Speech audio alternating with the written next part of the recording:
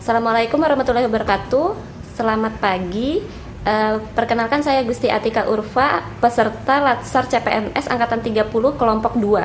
Sekarang saya bersama dengan Pak Ade, salah satu dosen di jurusan Fisika Universitas Lambung Mangkurat, dan saya akan mewawancarai beliau perihal masalah isu terkini yang ada di fisika dan bagaimana solusinya dengan menggunakan pemanfaatan IT. Assalamualaikum Pak Ade. Ya, waalaikumsalam. Ya. Nah, gini Pak, jadi kan salah satu isu terkini yang ada di fisika itu kurangnya peminat ya Pak ya? Iya. Ya, itu kira-kira kalau kita ingin meningkatkan peminat, contohlah siswa-siswa SMA untuk mengambil fisika supaya fisika murni ini menjadi lebih populer di kalangan anak SMA sehingga meningkatkan jumlah mahasiswa kita, itu kira-kira Pak Ade punya solusi nggak nih? Gimana Pak?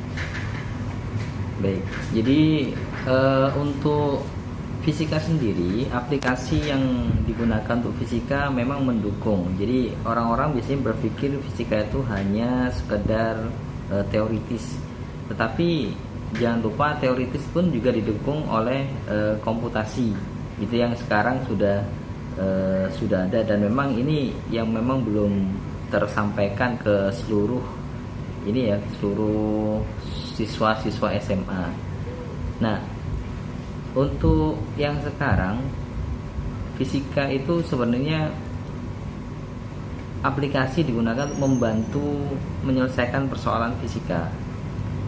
Nah, tentunya aplikasi ini harus yang ini tidak hanya sekedar versi basic, jadi dia itu harus yang terintegrated dengan aplikasi dengan fisika keseharian, terutama dengan sains yang ada di teknik, sehingga aplikasinya ini bisa dibayangkan letak fisikanya di mana, kemudian aplikatifnya terhadap apa, dan kemudian nanti berhubungan dengan bidang-bidang yang lain. Artinya bukan hanya teknik, tapi juga misalkan ke arah pertanian, perikanan, dan bidang-bidang yang lain.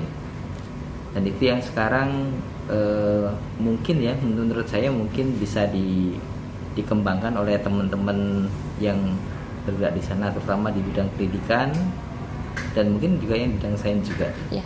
Jadi sekarang sebenarnya kalau kita ingin menggunakan IT dalam bidang fisika sebenarnya luas ya Pak ya.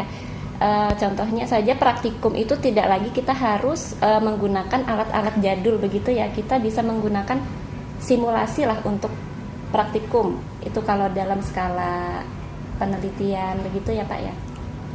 Sebenarnya kalau penelitian ada beberapa hal yang jadi pertimbangan untuk ini ya. Jadi untuk simulasi itu terutama pada hal-hal yang bersifat susah untuk dikerjakan pada waktu itu. Jadi memang ini misalkan untuk hal-hal yang bersifat mahal, jadi sesuatu yang bersifat mahal dan yang bersifat memerlukan sumber daya yang besar, di mana fisika tiap fisika itu tidak akan bisa semua. Mungkin salah satu, katakanlah misalkan kita praktikum masalah benda-benda neutrino, itu kan tidak semua fisika bisa, tidak semua alat bisa, dan itu pada pada perguruan tinggi tertentu dan negara yang sudah mendukung tentang sains gitu. Nah, kalau di Indonesia ini kan masih belum sampai di sana. Nah, itu yang diharapkan nanti dengan simulasi itu harapkan bisa mengerti, tapi memang harusnya nanti bersentuhan juga dengan bendanya tadi. Dengan simulasi harapannya nanti tahu parameter-parameter itu nanti sifatnya seperti apa dan bentuknya seperti apa. Iya, ini menarik sekali nih. Jadi kalau kayak eksperimen yang memerlukan alat yang besar, misalnya kalau kita sampai bereksperimen dengan energi partikel ya Pak ya, partikel tadi Bapak bilang neutrino, itu kita membutuhkan alat yang besar, tidak murah, dan juga masih rumit lah. Jadi kita bisa mengetahui permodelan tersebut, kita bisa mempelajari itu dengan simulasi ya Pak ya, betul ya Pak ya? Ya. Tidak harus langsung eksperimen, karena memang kalau eksperimen kita perlu dana yang besar ya. Ya mungkin tambahannya bukan hanya di bidang yang fisika partikel Bu ya, energi tinggi, tapi bidang-bidang yang berurusan dengan misalkan berurusan dengan sains medik gitu kan ya, atau berurusan dengan radiofisika, itu kan istilahnya tidak semua punya pesawatnya. Ya. Nah, karena tidak semua punya pesawatnya, itu untuk menjembataninya alangkah baiknya dengan menggunakan simulasi. Oke. Ya. Dan nanti kalau memang mahasiswa ataupun dosen itu tertarik di bidang itu, ya memang tidak mesti simulasi, tidak harus semua simulasi, tapi nanti pada waktunya dia harus juga melakukan eksperimen dengan pesawat tadi. Cuman di bidang misalkan kalau radioaktif berarti di Lapan atau di Batan ya, di Batan seperti itu. Oke. Jadi penggunaan IT sangat berperan penting nih untuk membantu ya Pak ya. Ya, Membantu penelitian atau permodelan, dan memudahkan kita nantinya untuk memahami sebelum kita melakukan eksperimen yang sebenarnya. Gitu. Oke. Ada lagi nggak Pak kira-kira? Mungkin saya rasa cukup dari saya. Ya. Oke deh. Ya, sekian wawancara saya dengan Pak Ade. Ya. Terima kasih Pak Ade. Assalamualaikum warahmatullahi wabarakatuh. Waalaikumsalam. Selamat siang. Ini sekarang saya bersama Pak Simon Siregar, salah satu dosen fisika dan juga merangkap sebagai sekretaris jurusan di Prodi Fisika. Nah, sekarang saya ingin berdiskusi nih Pak sama Pak Simon. Boleh silakan. Oke. Nah, jadi kan ini ada problem yang lumayan signifikan ya Pak di fisika ya Pak, mengenai kurangnya peminat fisika, karena untuk semester ini saja mahasiswa baru di fisika yang mendaftar itu hanya sebanyak 24 orang ya Pak ya. Nah, yang ingin saya tanyakan adalah bagaimana nih menurut Bapak cara menaikkan minat para anak-anak SMA ini untuk lebih tertarik ke fisika, sehingga nanti jumlah mahasiswa fisika nanti akan semakin bertambah. Dan mungkin dalam prakteknya nanti, apakah menurut Bapak teknologi informasi itu bisa digunakan untuk sarana promosi itu Pak?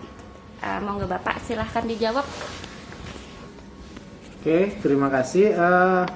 Memang benar jumlah mahasiswa fisika tahun 2022 ini mengalami penurunan. Mungkin ya disebabkan oleh pandemi ini, sehingga kita bersosialisasi keluar kurang.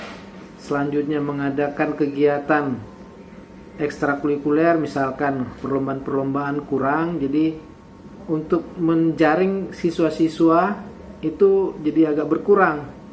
Jadi kita harapkan nanti tahun-tahun ke depan kita akan aktifkan semacam media massa untuk mendukung gimana peminat fisika bisa bertambah. Selanjutnya ya kami harapkan juga dengan munculnya nanti KBK Fisika Medis, maka siswa-siswa akan berminat ke fisika medis, ya otomatis ke program studi fisikanya. Jadi mudah-mudahan nanti dengan informasi yang kita sebar melalui media massa, ya munculnya KBK baru fisika medis, maka bisa menambah jumlah mahasiswa fisika saat ini nanti. Oke, terima kasih, itu dulu. Oke. Terima kasih Pak Simon. Jadi mungkin solusinya adalah penambahan KBK baru ya Pak ya? Penambahan KBK baru dan ya peningkatan nanti sosial media yang kita libatkan untuk mensosialisasikan fisika. Ya, terima kasih Pak Simon atas jawabannya. Sama-sama. Terima Selamat kasih. siang, Pak. Selamat siang. Jadi dari 2 video yang sudah kita tayangkan tadi, maka saya dapat menyimpulkan beberapa lesson learn atau kesimpulan dari hasil wawancara tadi. Yang pertama adalah sangat banyak adanya aplikasi atau software yang dapat menunjang pengajaran, penelitian, dan pengabdian masyarakat di Prodi Fisika. Dan yang kedua adalah dengan menggunakan aplikasi TIK sebagai media profesi KBK baru yang merupakan profesi fisika medis, diharapkan dapat menambah minat lulusan SMA sehingga jumlah mahasiswa Prodi Fisika dapat meningkat.